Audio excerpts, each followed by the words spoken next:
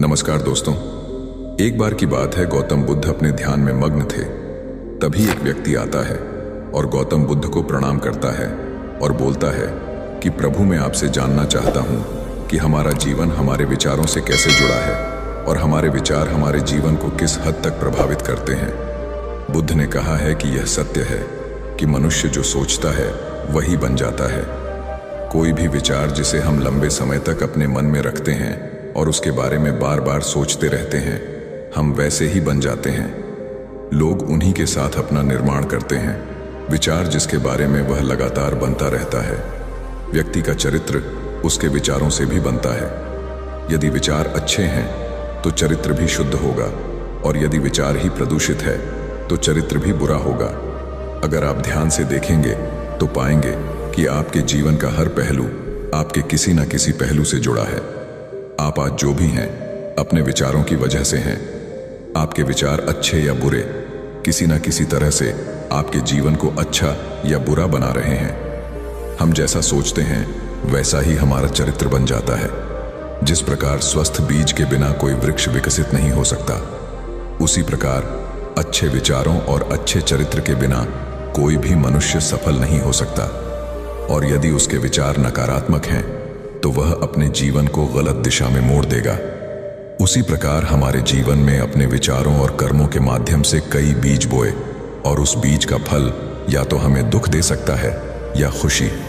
यदि हमने सकारात्मक विचारों के बीज बोए तो हमें सफलता और खुशी मिलेगी, लेकिन यदि बोए गए बीज नकारात्मक विचारों के हैं तो सफलता और दुख साथ साथ चलेंगे। जिन लोगों को आप सफल और महान मानते हैं वे यहाँ ऐसे ही नहीं पहुंच गए। उन्होंने अपने विचारों पर नियंत्रण रखकर अपना चरित्र ऐसा बनाया कि और इसी चरित्र के बल पर उन्होंने महानता की ऊंचाइयों को छुआ।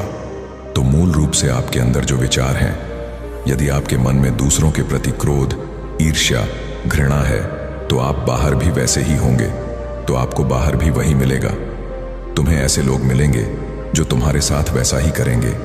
यदि तुम्हारे पास प्रेम, शांति, करुणा है तो तुम वैसे ही बन जाओगे और आप बाहर भी वैसा ही पाएंगे। और जो ऐसे विचार रखता है उसे सम्मान और प्यार दोनों मिलता है।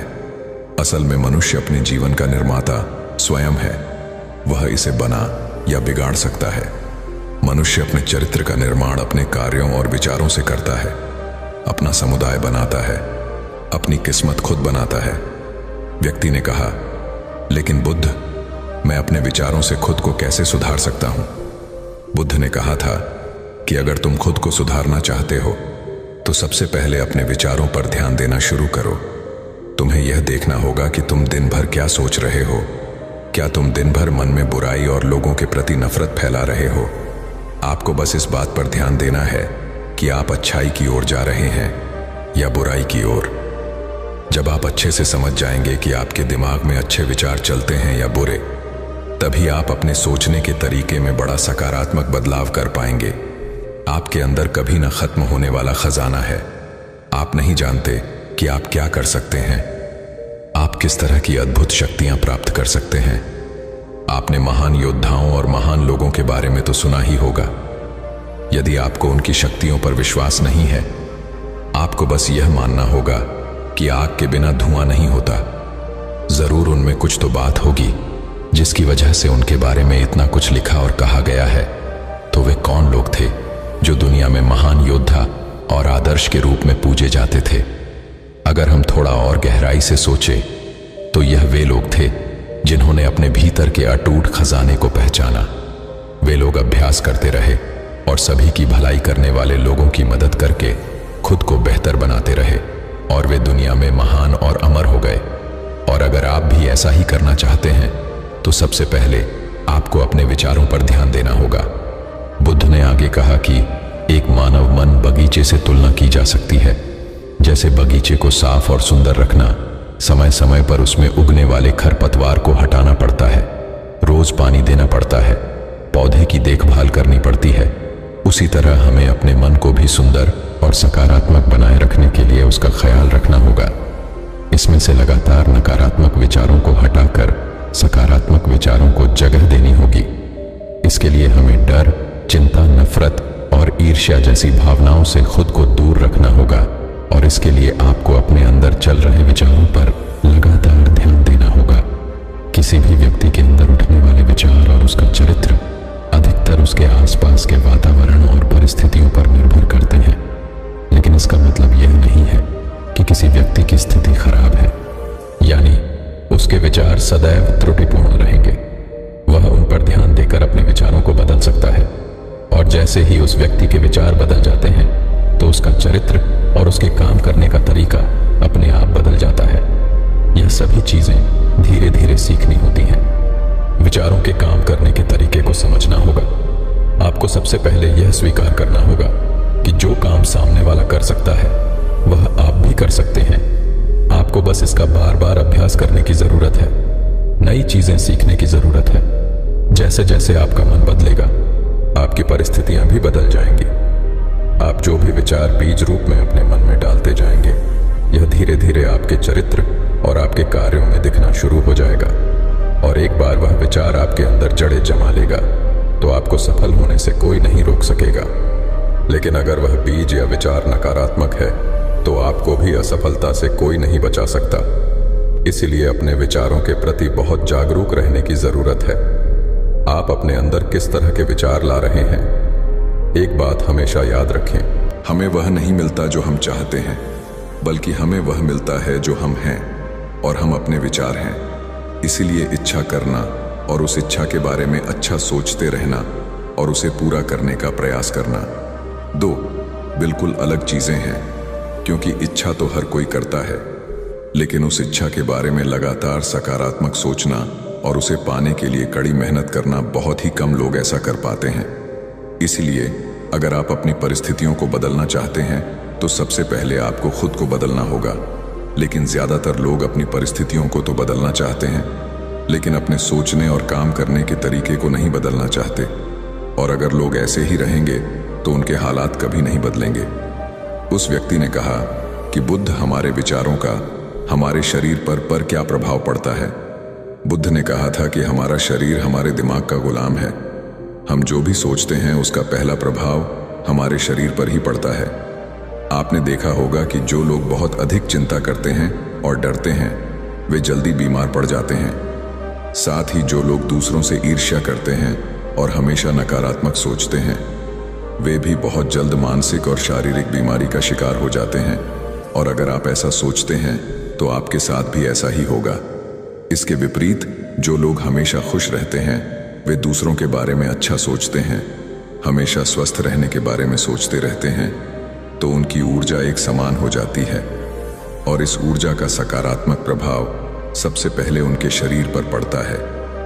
क्योंकि जिस व्यक्ति का मन शांत होता है उस व्यक्ति के शरीर की आधी बीमारी अपने आप ही खत्म हो जाती है। हम स्वस्थ रहेंगे या बीमार, हमारे आसपास के माहौल और परिस्थितियों के अलावा हमारी सोच पर भी निर्भर करता है। एक कमजोर और बीमार विचार हमारे शरीर को भी कमजोर और बीमार बना देता है। आपने अपने आसपास देखा होगा कि जो लोग बीमार होने से सबसे ज्यादा डरते हैं वहीं सबसे ज्यादा बीमार पड़ते हैं। इस डर ने लाखों लोगों की जान ले ली है। इसके विपरीत जो लोग अपने शरीर के बारे में अच्छा सोचते हैं वे स्वस्थ और मजबूत महसूस करते हैं, और जिनके विचार शुद्ध होते हैं उनका शरीर स्वस्थ और मजबूत हो जाता है। वैसा ही हमारा शरीर सिर्फ एक उपकरण है और हमारा मस्तिष्क इस उपकरण को नियंत्रित कर रहा है। जैसे अच्छा भोजन हमारे शरीर के लिए जरूरी है, उसी तरह अच्छी सोच यह हमारे शरीर के लिए भी बहुत महत्वपूर्ण है। जैसे ही आपके विचार शुद्ध हो जाएंगे इसका सबसे पहला असर आपके शरीर पर दिखाई देगा।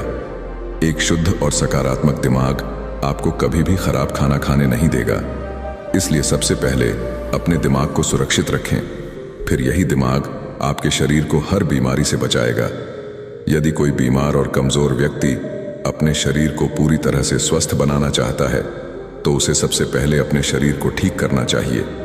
विचार और उसका मन उसे प्रकृति के संपर्क में रहना चाहिए, उसे सूरज की रोशनी में रहना चाहिए, और एक सेकंड के लिए भी अपने शरीर के बारे में नकारात्मक नहीं सोचना चाहिए। वह जैसा स्वास्थ्य चाहता है वैसा ही उसे महसूस करना चाहिए, और पूरा विश्वास है कि वह वैसा बन सकता है। पहले तो मैं आपको एक विचार की ताकत को समझाऊंगा। कि एक विचार में कितनी शक्ति होती है। एक बार एक व्यक्ति ने किसी व्यक्ति की हत्या कर दी थी, तो फिर जिस व्यक्ति ने हत्या की थी उसे जेल में बंद कर दिया और उसे न्यायालय ने उसे फांसी की सजा दी थी। तभी एक वैज्ञानिक ने सोचा कि इसकी मृत्यु तो निश्चित है, क्यों ना हम इस हत्यारे पर विचारों की शक्ति को जानने के लिए इस हत्यारे का प्रयोग करें।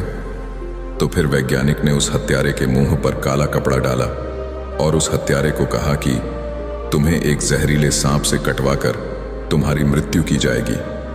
तो फिर हत्यारा काफी घबरा गया। फिर वैज्ञानिक ने एक नकली दांत वाला सांप लाया और उस हत्यारे को कटवाया। तो उस हत्यारे के दिमाग को ऐसा लगा कि सच में मुझे किसी जहरीले सांप से कटवाया। तो उसके शरीर ने भी ये मान लिया कि किसी जहरीले सांप ने काट लिया है। तो फिर उसके दिमाग में ऐसा रिएक्शन किया कि वह वहीं घबरा कर वहीं उसकी मृत्यु हो गई। तो देखा आपने कि एक विचार में कितनी शक्ति होती है।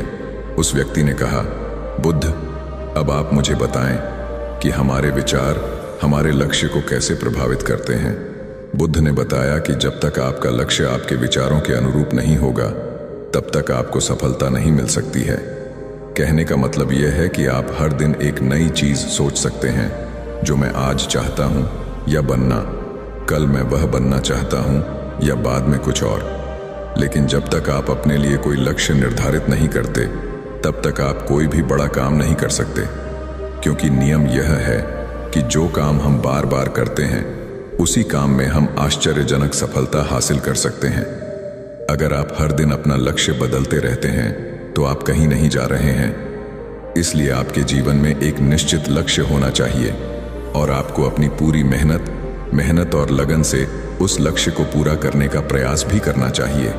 और इसके लिए आपको अपने सभी विचारों को अपने लक्ष्य पर केंद्रित करना होगा, अन्यथा आपके विचार बिखरे रहेंगे और हो सकता है कि एक बार आप असफल हो जाएं या आपको शुरुआत में कोई सफलता ना मिले तो दूसरों को देखकर आपके मन में यह ख्याल आने लगा कि यह काम तो आसान है, जब वह इस काम में सफल हो सकता है तो मैं भी सफल होकर अच्छा पैसा और नाम कमा सकता हूं। और यह भी संभव है कि इस काम में असफल होकर भी तुम दूसरी तरफ भागो। और ऐसा करते समय आप कई काम करते हैं, लेकिन हो सकता है कि आप किसी एक चीज में सफल ना हो पाए। इसलिए आपको पहले एक चीज तय करनी होगी, तभी आपके विचार एक काम पर फोकस कर पाएंगे। अब आपका वह लक्ष्य कुछ भी हो सकता है, चाहे मन की शांति पाना हो या अमीर बनना हो, लेकिन याद रखें, लक्ष्य वही है जो आपके विचारों को एक दिशा में केंद्रित रख सके। यदि आप बार बार अपने लक्ष्य हासिल करने में असफल हो रहे हैं तो इसका मतलब यह नहीं है कि आप इसे हासिल नहीं कर सकते, बल्कि इसका मतलब है कि आपके पास अपने लक्ष्य को हासिल करने का तरीका गलत है।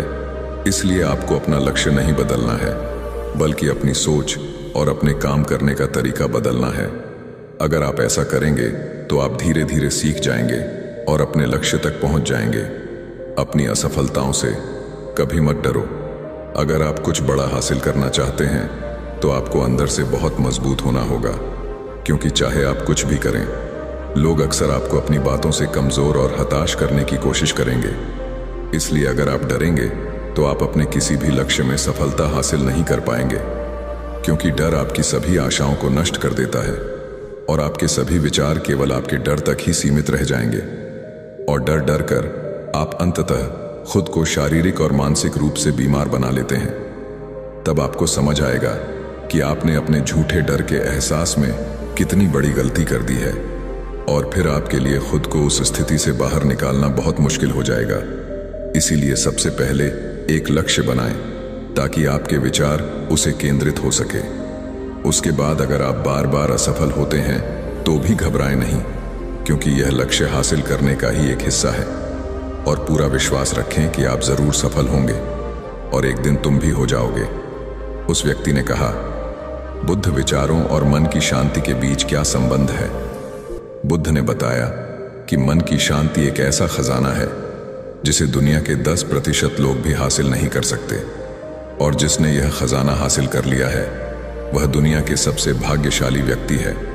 वह भीड़ में अलग दिखता है। यह कहना उतना आसान नहीं है जितना लगता है। मन की शांति केवल लंबे समय तक आत्मनियंत्रण के माध्यम से ही प्राप्त की जा सकती है। जब कोई व्यक्ति खुद को समझता है और दुनिया प्यार और प्यार के बीच के अंतर को समझती है, उसके अंदर नफरत, डर और ईर्ष्या जैसी भावनाएं खत्म हो जाती हैं। तब एक दिन व्यक्ति को मन की सच्ची शांति मिल सकती है, और यही हर इंसान का अंतिम लक्ष्य भी है।